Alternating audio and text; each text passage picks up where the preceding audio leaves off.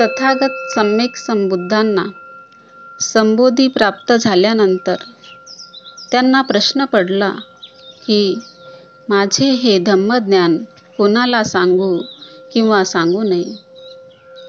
त्यांना आठवण झाली विद्वान, शहाणा, बुद्धिमान आलार कलामाची.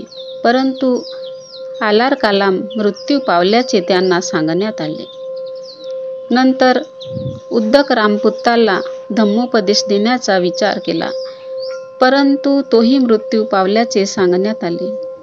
सिद्धार्थ गौतमाच्या घोर तपश्चर्येच्या कालावधीत जे 5 शिष्य त्यांच्या बरोबर होते, परंतु सुजाताच्या अखेर ग्रहणानंतर गौतमाने तपस्या व कायाक्लेशाचा त्याग केला, त्यामुळे ते रागावून निघून गेले होते.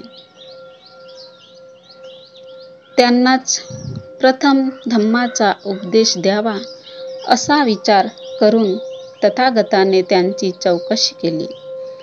तेव्हा समजले की ते सारनाथला इसिपतनच्या मृगदाय वनात राहत आहेत. तेव्हा बुद्ध त्यांच्या भेटीस निघाले. त्या 5 जणांनी बुद्धांना येताना पाहून ठरविले होते की बुद्धाचे स्वागत करायचे नाही. परंतु बुद्ध जेव्हा त्यांच्या जवळ आले तेव्हा ते 5 परिव्राजक आपल्या जागेवर उठून उभे राहिले. एकाने पात्र पकडले, एकाने चिवर सांभाळले, एकाने आसन तयार केले, एकाने पाय धुण्यासाठी पाणी आणले. त्या 5 परिव्राजकांनी बुद्धांना विचारले की आपणाला आम्ही सोडून आल्यावर आपण काय काय केले. तेव्हा बुद्ध सांगतात की गयेला पिंपळाच्या झाडाखाली आपण चिंतनाला कसे बसलो.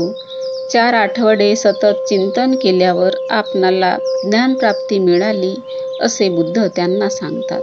त्या 5 परिव्राजकांनी बुद्धाला आपला धम्म समजावून सांगण्याची प्रार्थना केली आणि बुद्धाने त्यांची विनंती आनंदाने मान्य केली.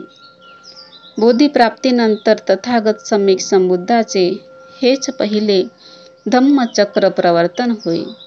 तथागतांनी त्या 5 पंचवर्गीय भिक्खूंना धम्मदीक्षा देऊन प्रव्रजित केले. तो दिवस आषाढ पौर्णिमेचा होता.